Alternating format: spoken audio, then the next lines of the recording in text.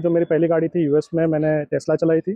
फिर मैंने Nexon prime जो टाटा की पहली ईवी आई थी, और अब मेरे पास मेरी ZS ईवी है। कि आपने ईवी सेल कैसे किया, आपको राइट कस्टमर कैसे मिला, या फिर आपकी जो मनचाही प्राइस थी वो आपको कैसे मिली? तो ये पूरा ईवी सेल करने का जो जर्नी था आपका टाटा नेक्सॉन का, इसके बारे में थोड़ा बताइए। लेकिन उन्होंने कार की जो वैल्यूएशन दी थी दैट वाज वेरी लेस। जब ईवी का ओनरशिप एक ओनर से दूसरे ओनर में शिफ्ट होता है तो बैटरी का वारंटी क्या अफेक्ट होता है? मेरा तो बिजनेस पूरा ठप हो गया। मुझे तो किसी ने प्रॉमिस किया था मैं तो महीने का 50,000 कमाऊंगा, 70,000 कमाऊंगा, और ऐसा तो कुछ हो नहीं रहा है। सबको लेस इन्वेस्टमेंट करना होगा, चार्जर्स ज़्यादा हो गए। अगर एक पुणे मुंबई का चार्जर नहीं चलता है तो पुणे कोल्हापुर का चलेगा। क्यों? जितना बड़ा फास्ट चार्जर उतनी फास्ट मेरी गाड़ी चार्ज होने। लोग यही नहीं सोचते कि मेरी गाड़ी की कैपेसिटी ही नहीं है 180 किलोवाट चार्जर में उतनी चार्ज करने की। मन चाहे दाम पे ईवी सेल करना ये अपने आप में एक यूनिक और रेयर एक्सपीरियंस है। आज की वीडियो में हम वही देखने वाले हैं। इसी के साथ ये भी हम देखने वाले हैं एज अ ग्रुप आप successful EV charging station business कैसे कर सकते हो।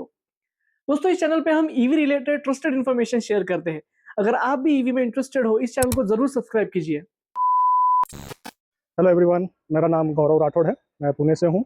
बाय प्रोफेशन मैं एक सीनियर डायरेक्टर हूँ आईटी कंपनी में, और मैं 2016-2017 से मैं ईवी चला रहा हूँ। इसके पहले जो मेरी पहली गाड़ी थी यूएस में मैंने टेस्ला चलाई थी। फिर मैंने नेक्सॉन प्राइम जो टाटा की पहली ईवी आई थी, और अब मेरे पास मेरी ZS ईवी है। तो नेक्सॉन मैंने कम से कम 25,000 के आसपास मैंने चलाई थी, 25,000 किलोमीटर। और उसके बाद अभी तक 2 साल में ZS ईवी की 17,000 किलोमीटर रनिंग हो गई है। ओके, ठीक है। तो गौरव जी ये बताइए, ईवी अभी तक का आपका 2 साल में ईवी का एक्सपीरियंस कैसा रह चुका है? ईवी एक्सपीरियंस तो वाकई में बहुत ही बढ़िया रहा है। अगर हम लोग इसको आइस कार यानी जो इंटरनल कंबशन इंजन के साथ अगर कंपेयर करेंगे तो this is a very powerful beast. What I can say, एक बीस्ट की तरह ये गाड़ी चलती है। कहीं पे भी आप लेके जाओ, कहाँ पे भी आप इसको, you can not worry about इसके परफॉर्मेंस के ऊपर। तो बेसिकली मेरी गाड़ी चलाने का और गाड़ी लेने का यही एक था कि I wanted peace of mind. मैं जहाँ पे भी जाऊँ, जितना भी लॉन्ग डिस्टेंस ट्रैवल करूँ, तो मुझे और मेरी फैमिली को एक अच्छा कंफर्ट मिले। This was my basic criteria. दूसरा था कि मुझे ईवी इसीलिए भी चाहिए थी कि अभी जिस तरह से पेट्रोल प्राइसेस, डीजल प्राइसेस बढ़ रहे हैं, तो वो कॉस्ट के पर्सपेक्टिव से भी ईवी का जो पर किलोमीटर कॉस्ट जो रहता है वो हमको बहुत ही किफ़ायती रहता है। इसीलिए मुझे ईवी चाहिए थी। And another thing is, third thing is related to environment, कि हम लोग कुछ एनवायरनमेंट में हम लोग कंट्रीब्यूट कर सकते हैं। इसलिए मैंने फिर ईवी का भी एक चॉइस, वो भी एक चॉइस था मेरे लिए। ओके, तो गौरव जी आपने बताया इसके पहले आपके पास नेक्सॉन ईवी थी, ठीक है, और वो भी आपने शायद लगभग 4 साल चलाई थी। यस। ओके, तो उसका एक्सपीरियंस कैसा था और आपको क्यों लगा कि आपने टाटा नेक्सॉन से MG ZS लेना चाहिए? तो ऐसा था कि इंडिया में वो टाइम पे कोई और कार थी नहीं, 2020 2021, and Tata had done a very good product. ऐसा नहीं है कि वो प्रोडक्ट में कोई प्रॉब्लम है। That was the only performance car EV में इंडिया में थी। एंड मुझे ईवी ही चाहिए थी वो टाइम पे, इसलिए मैंने ले ली। That was my need. उसी तरह जिस तरह से टाइम प्रोग्रेस हुआ, 3-4 साल गुजर गए, उसके बाद बहुत सारी कार्स आने लग गई मार्केट में। एंड मेरे मेरे रिक्वायरमेंट जो थे वो थोड़े चेंज हो गए। मुझे थोड़ा रेंज का था, थोड़ा कंफर्ट का था, और मुझे लगा कि एक ब्रांड को मैंने ट्राई किया तो मैं दूसरे ब्रांड को भी मैं एक बार ट्राई करके देखूँ। तो इसलिए फिर मैंने ZS ईवी का मेरे पास एक ऑप्शन आया था। तो मैंने फिर सोचा कि क्यों ना मैं ZS ईवी के साथ मैं भी एक बार ट्राई करके दूँ। टेस्ट ड्राइव वगैरह लेने के बाद मुझे, मेरी फैमिली को बहुत ही अच्छा लगा, तो हम लोगों ने वो चेंज कर लिया।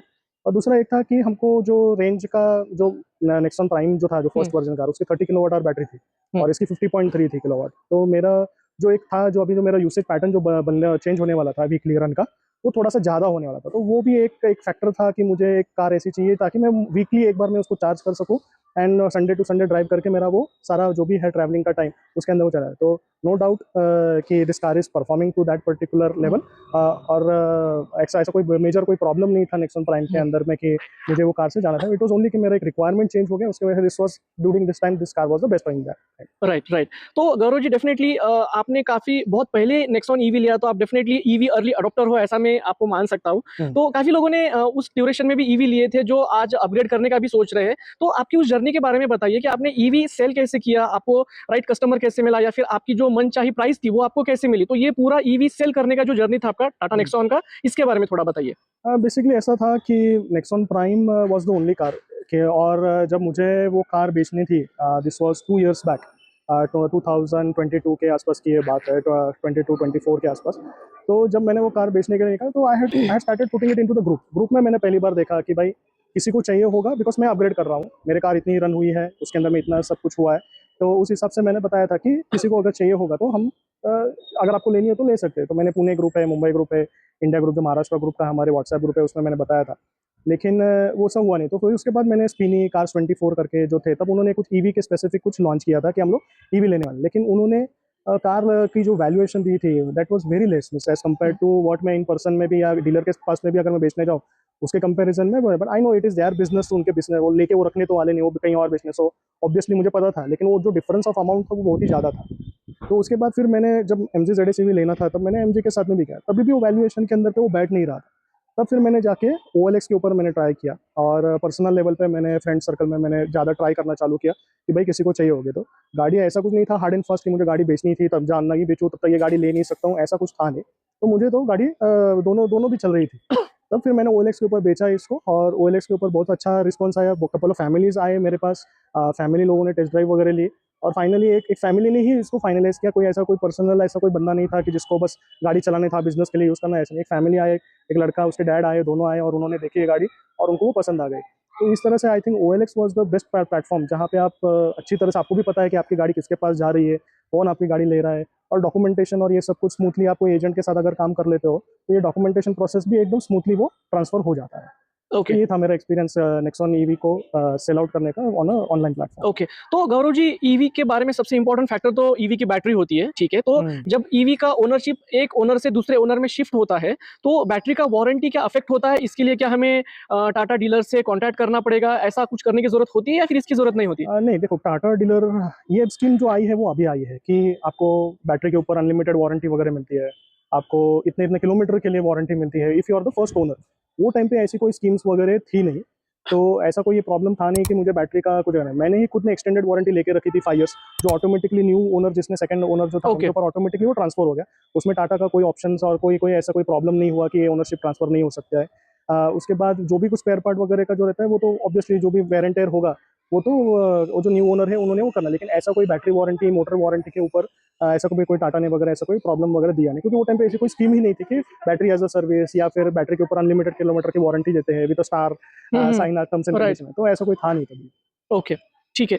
तो जैसे हमारी ऑफ कैमरा बात हो रही थी गौरव जी, आप काफ़ी आपको खुद को भी अच्छा एक्सपीरियंस है ईवी का और काफ़ी लोगों को आप इन्फॉर्मेशन भी देते हो उनको राइट ईवी सिलेक्ट करने के लिए, ठीक है? क्योंकि जैसे हम देखते हैं कि मार्केट में अभी तो काफ़ी सारे ईवी के ऑप्शंस आ चुके हैं, Right. ठीक है? प्राइस की उसमें वेरिएशंस है, रेंज की वेरिएशंस है, सीटिंग कैपेसिटी है। तो अगर कोई पर्सन ईवी खरीदना चाहता है, ठीक है? तो वो उसके लिए कैसे बेस्ट सूटेबल ईवी सिलेक्ट कर सकता है? ये एक बहुत बड़ा और बहुत ही इंटरेस्टिंग टॉपिक है।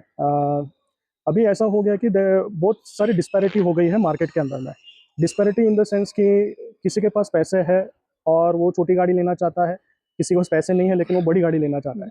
तो ये ऐसा टाइप का एक डिस्पैरिटी हो गया जहाँ पे लोग कम रह के भी ज़्यादा लेना चाहते हैं।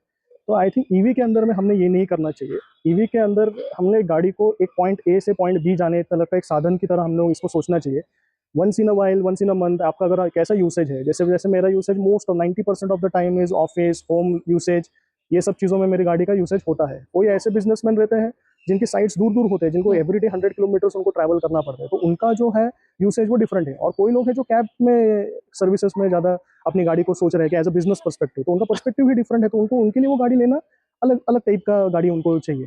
लेकिन अगर हम लोग होम ओनर्स के बारे में सोचें, जो एक फैमिली है, तो वो रेंज होता है। जैसे कि टाटा टियागो ने अभी अच्छी गाड़ी लॉन्च की है, एक नया हार्डवेयर आया है, एक नया बैटरी पैक आया है, and I think that is really good car जो सिटी ड्राइव के लिए ईजी है। MG की कॉमेट गाड़ी है जो आ रही है, और नए स्टार्टअप्स अभी आ रहे हैं। पुणे में ही है ईवा करके एक स्टार्टअप कंपनी है जो टाटा नैनो जैसी वो गाड़ी अभी बना रहा है। That car will be almost like 4-5 lakh के आसपास में वो गाड़ी आएगी। तो ऐसा जो ऑप्शन है, I think a person has to decide कि उनको पॉइंट ए से पॉइंट बी जाना है। अभी मेरे जैसे मेरी गाड़ी, मुझे कंपनी क्लेम है 456 किलोमीटर्स, मुझे देती है कंपनी फुल चार्ज करने के बाद 420 किलोमीटर्स मेरे ओडोमीटर पे बताता है। मुझे एक्चुअल में ये गाड़ी देती है 330 to 340 kilometres in city. On an highway मेरे को हाइपर माइलिंग में करता हूँ तो मुझे वो 380-390 किलोमीटर्स तक वो मुझे देती है ये गाड़ी रेंज।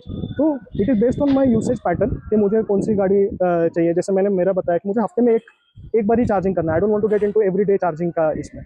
कोई लोग हैं जिनको डिस्टेंस बहुत ज़्यादा ट्रैवल करना पड़ता है एवरीडे, तो उनके लिए वो रोज चार्जिंग का भी बेनिफिट, तो वो और बड़ी गाड़ी लेते हैं। XCV9 जैसे जिसकी बैटरी 79 किलोवाट है। अभी कोई लोग है तो मर्सिडीज भी लेते हैं क्योंकि उसकी बैटरी 104 किलोवाट की आती है। तो इट डिपेंड्स अपन पर्सन हो कि वो कितना यूसेज है उनका। तो लोगों ने, मैं तो एक ही रिक्वेस्ट कर रहा हूँ कि आप गाड़ी फाइनेंस के ऊपर मत जाओ। आपका यूसेज जो है वो फर्स्ट प्राइम क्राइटेरिया होना चाहिए आपकी गाड़ी को शॉर्टलिस्ट करने के लिए, कि मैं, मेरी वाइफ, मेरे डैड या मेरा भाई जो भी गाड़ी चलाने वाले, हम कितनी गाड़ी चलाने वाले हैं और वो कितने दूर तक हम लेके जाने वाले हैं 90% ऑफ द टाइम, उस हिसाब से अपनी गाड़ी का चॉइस करना चाहिए। ओके। गौरव जी, ये भी एक ऑब्जर्वेशन है कि आज की डेट में जो पब्लिक चार्जिंग स्टेशंस है, तो बहुत बार ईवी ओनर ही एज अ इन्वेस्टमेंट ऑप्शन देखते हैं, चार्जिंग इंफ्रा में इन्वेस्टमेंट करते हैं। लेकिन ऑफ कैमरा आप बहुत ही इंटरेस्टिंग पॉइंट बता रहे थे, जिसमें हम ग्रुप बना के भी ईवी चार्जिंग में इन्वेस्टमेंट कर सकते हैं, जिससे हमारा इन्वेस्टमेंट का रिस्क भी कम हो जाता है और वहाँ पे सबको एक फैसिलिटी मिल सकती है। तो ऐसा होता है कि जो मैं आपके साथ जब बात कर रहा था, तो इसमें ऐसा था कि